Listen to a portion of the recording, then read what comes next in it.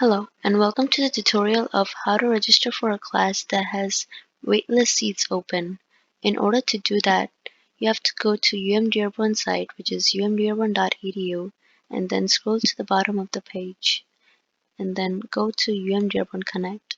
Once you do that, go to Enter Secure Area, and then go to Student Services, Registration, and then once the registration banner opens up, go to Register for Classes.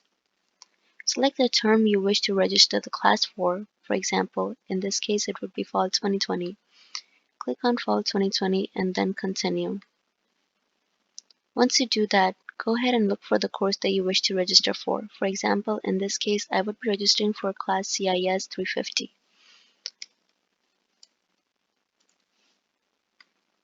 And the course number 350. Go ahead and hit the search button and then click the section that you wish to register for. For example, here I would be registering for section 2 here, and then click on Add.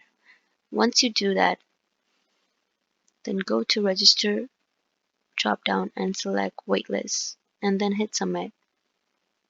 Now I'm waitlisted for this class CIS 350, section 002. If you have any questions about registering for a class that has waitlist seats open, feel free to contact your advisors. Thank you.